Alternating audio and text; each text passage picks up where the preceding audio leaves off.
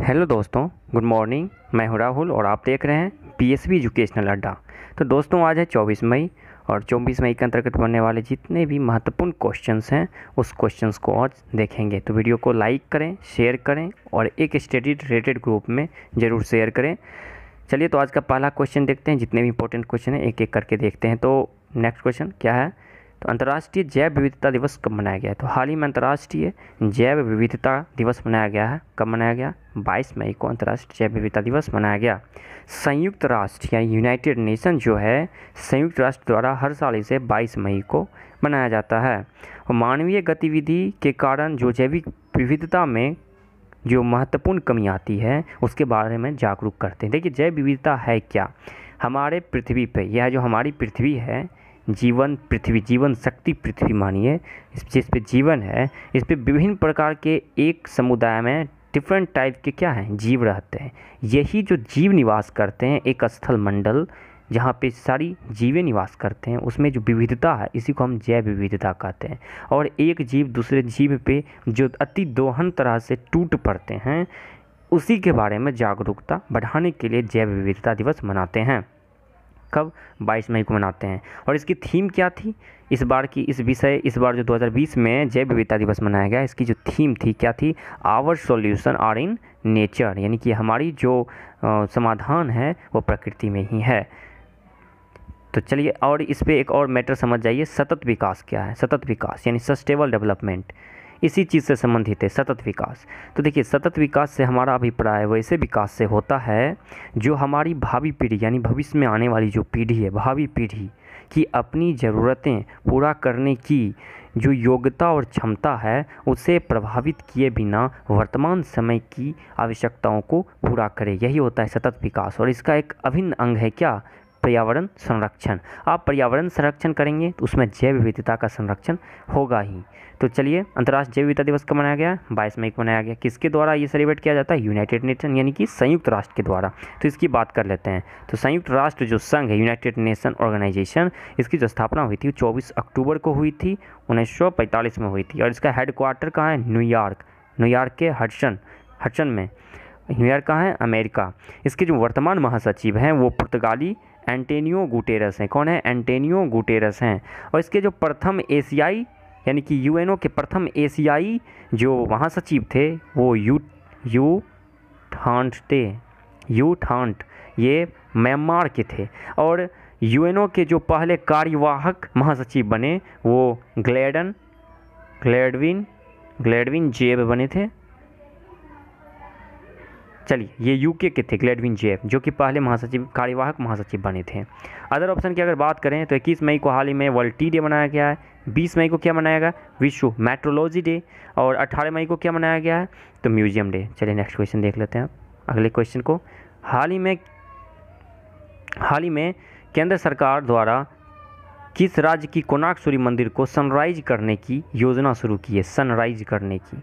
तो हाल ही में केंद्र सरकार ने ये फैसला उठाते हुए उड़ीसा में स्थित कोणार्क का सूर्य मंदिर और ब्लैक पगोडा के नाम से भी कोणार्क के सूर्य मंदिर को जानते हैं। तो कोणार्क का सूर्य मंदिर कोणार्क शहर को ये सौर जो है ऊर्जा से पूरा सोलराइज करना चाहते हैं, एक तरह से सोलराइज करना चाहते हैं। तो केंद्र सरकार द्वारा उड़ीसा के कोणार्क सूर्य मंदिर और कोणार्क शहर को पूरी तरह से सौरकरण के लिए एक योजना की शुरुआत की है। और इस ऐतिहासिक कोणार्क सूर्य मंदिर को जो सूर्य नगरी के रूप में विकसित करने के लिए यह योजना शुरुआत की है। देखिए, भारत सरकार नवीन और नवीकरणीय ऊर्जा मंत्रालय, जो भारत की केंद्रीय मंत्रालय नवीन और ऊर्जा नवीकरणीय मंत्रालय के माध्यम से इस परियोजना को पूरा करने के लिए 100% यानी कि केंद्र ही इसमें बजट देंगे, केंद्र सरकार ही बजट देगी, जो कि लगभग 25 करोड़ की बजट होगी। देखिए, बात आई है नवीन और नवीकरणीय।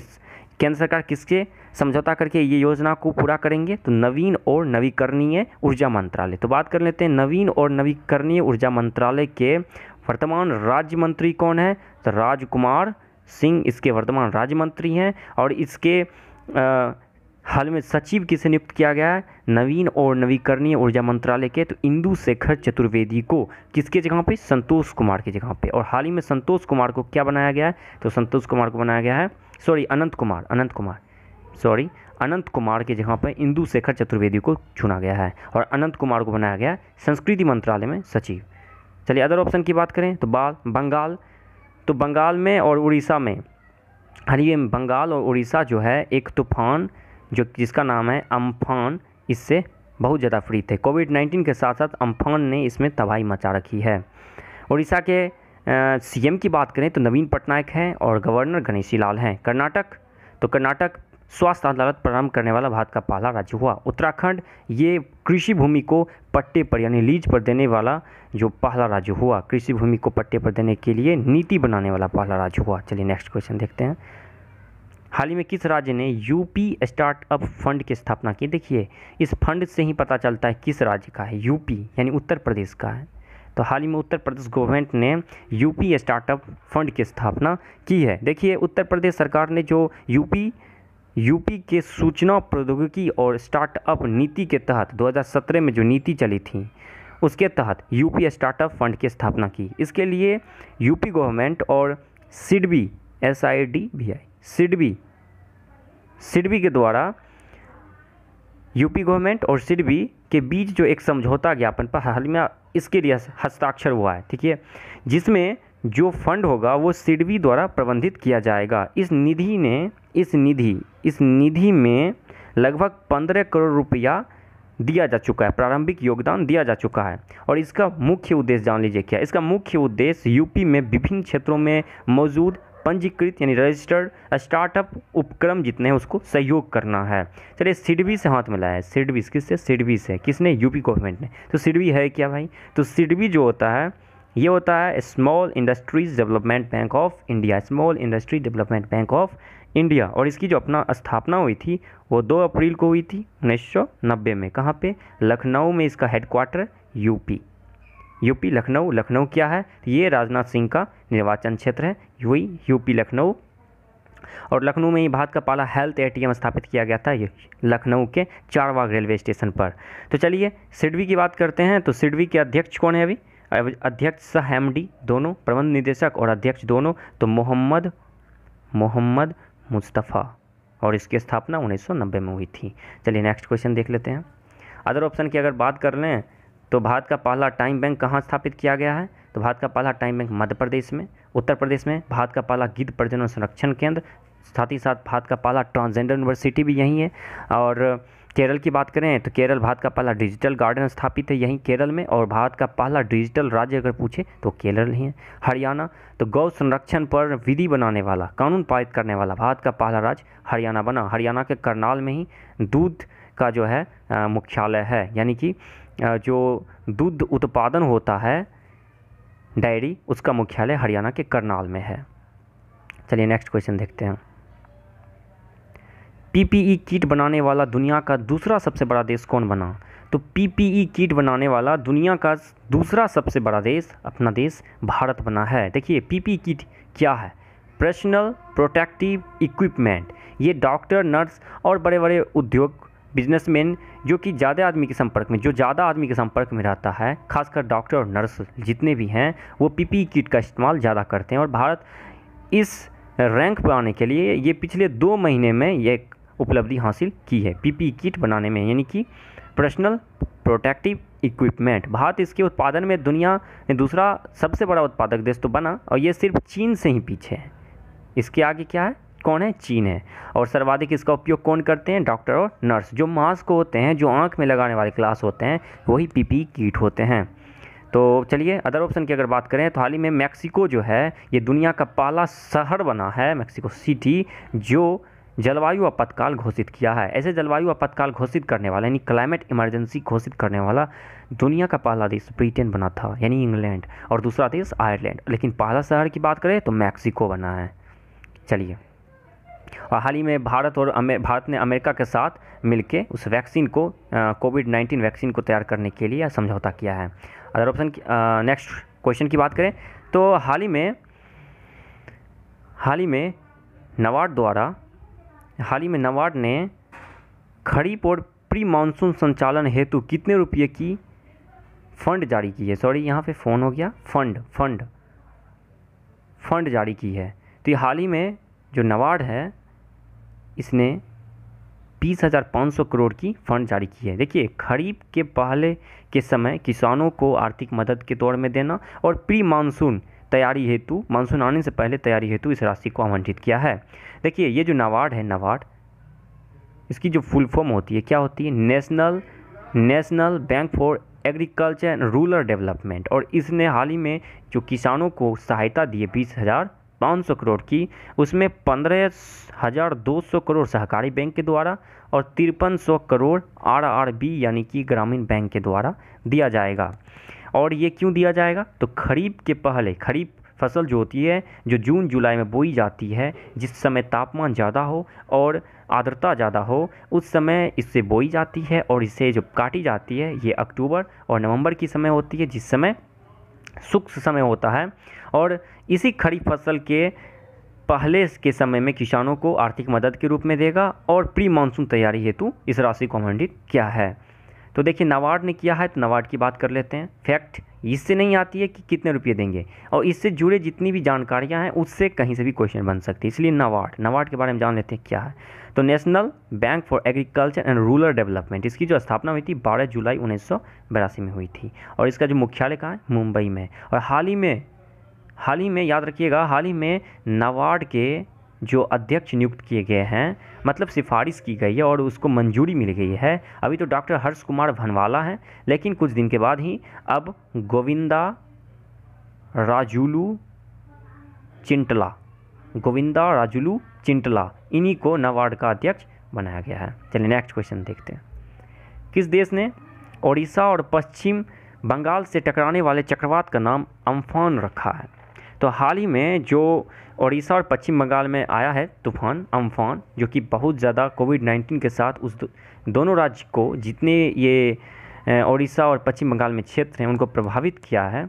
तो ये थाईलैंड के द्वारा इस भारत में आए तूफान को, चक्रवात को, स्मार्ट साइक्लोन कहिए, उसका नाम रखा है अम्फान, थाईलैंड। तो देखिए, थाईलैंड तो रखा है। देखिए, दुनिया में जितने भी तूफान आते हैं उसको 5 कमेटियाँ फाइल करती है उसके नाम को, और 5 कमेटी जो फाइल करती है वो पांचों कमेटी को हम देखते हैं। जो तूफान आती है उसे 5 कमेटी उस नाम को फाइल करती है।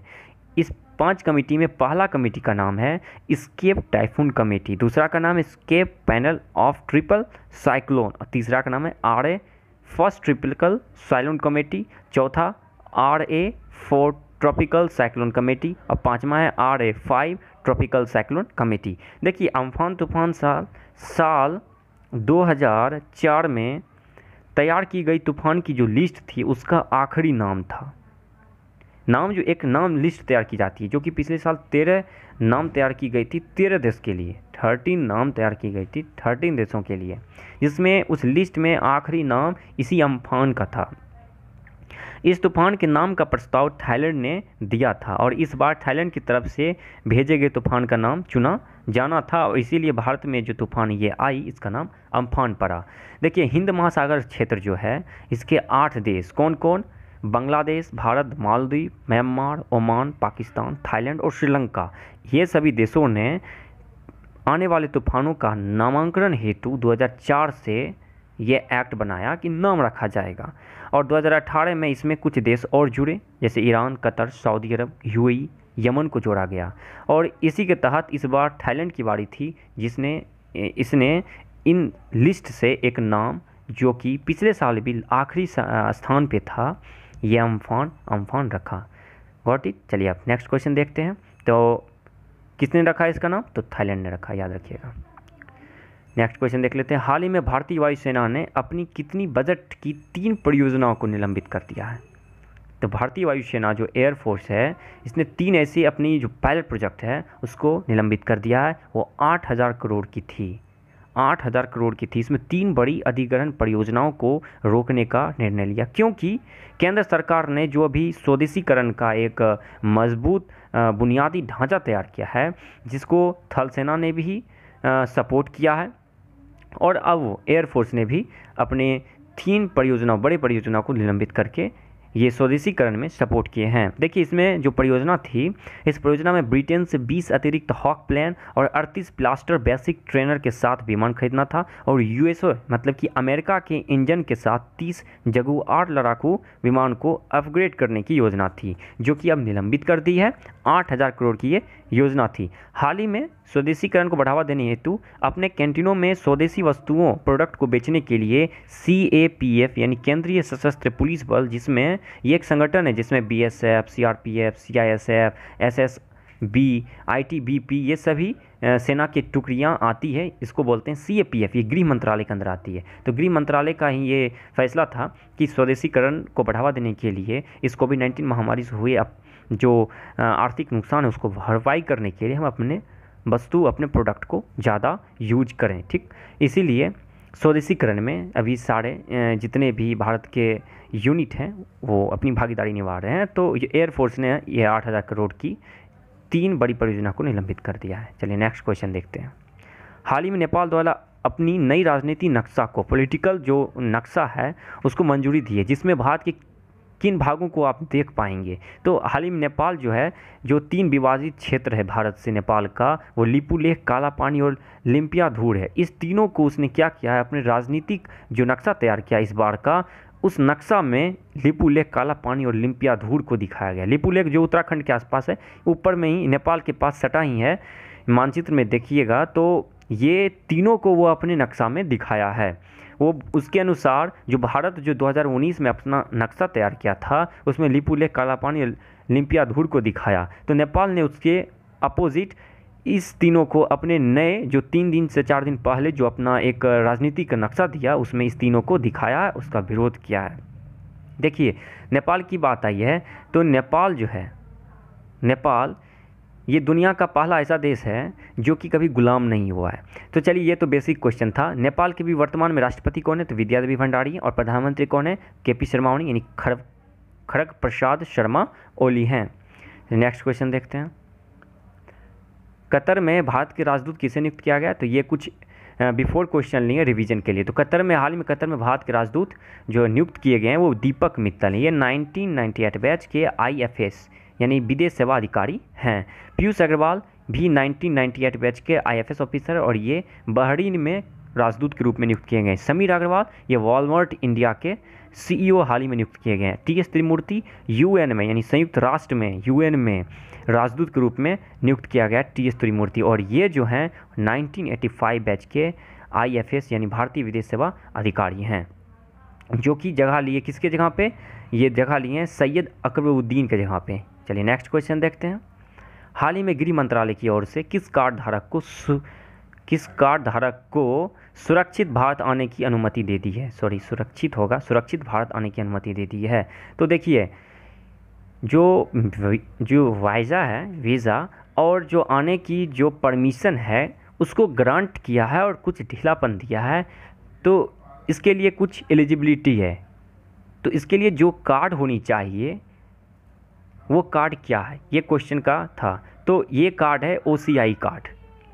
OCI कार्ड जो होता है इसका फुल फॉर्म जो होता है ओवरसीज़ सिटीज़न ऑफ इंडिया। देखिए इसमें पारिवारिक आपातकाल जैसी स्थितियों को वरीयता दी गई है। भारत सरकार जो है इसमें पारिवारिक स्थिति यानी कि परिवार में जो अगर आपातकालीन स्थिति है उसे आना है भारत, अगर वे भारतीय हैं तो उनके पास OCI कार्ड हो तो वीज़ा के साथ, यानी वीज़ा जो है उसके वीज़ा आइडेंटिफिकेशन का एक पार्ट होता है। देखिए प्रोफेशनली क्या है OCI कार्ड है क्या, तो OCI कार्ड जो होता है ओवरसीज़ सिटीज़न ऑफ इंडिया, इसका फुल फॉर्म होता है, और ये कार्ड वीज़ा के साथ आइडेंटिफिकेशन में यूज किया जाता है। और जिस व्यक्ति के पास OCI कार्ड है वो अभी भारत आ सकते हैं, उन्हें आने की अनुमति दे दी है गृह मंत्रालय के द्वारा। तो हाल ही में अमित शाह ने ये घोषणा की है कि OCI कार्ड धारक भारत आ सकते हैं। तो एक रिपोर्ट्स के मुताबिक 180 देश, देखिए एक रिपोर्ट्स के मुताबिक बता रहे हैं कि 180 देश में जो कोविड-19 चपेट में गया है और 49 लाख से अधिक व्यक्ति इससे पीड़ित हैं। तो इन सभी चीज़ों को देखते हुए ये लॉकडाउन किया गया था, लेकिन इसको अब ढीला करते हुए पारिवारिक स्थिति देखते हुए, पारिवारिक आपातकाल जैसी जो स्थिति है उसको वरीयता देते हुए ये फैसला लिया गया है। तो चलिए बात करते हैं आधार कार्ड की। तो इसकी शुरुआत 2009 में हुई थी। OCI कार्ड की बात करें तो ये जो है 2 दिसंबर 2005 को स्टार्ट हुई थी, पहली बार दिया गया था। और प्रवासी भारतीय दिवस 2005 में मनाया गया, ठीक ना। प्रवासी भारतीय दिवस हैदराबाद में मनाया गया था। देखिएगा OCI कार्ड जो है यह हैदराबाद में मनाई गई 2005 में प्रवासी भारतीय दिवस। उसी समय OCI कार्ड को पहली बार लॉन्च किया गया था 2 दिसंबर 2005 को। और इसका पर्पस क्या है? Visa identification. तो आज इतना ही रहने दीजिए, अब मिलते हैं नेक्स्ट वीडियो में। तो वीडियो को लाइक करें, शेयर करें। और मेरी तबीयत कुछ ख़राब है जिसके कारण कुछ आज प्रॉब्लम हुई है, तो कृपया नेक्स्ट वीडियो में अपना कुछ सुझाव दें कि और किस तरह के टेक्निकल या एजुकेशनल चीज़ पे हम वीडियो बनाएं। तो आप नेक्स्ट वीडियो में मिलते हैं। Thank you.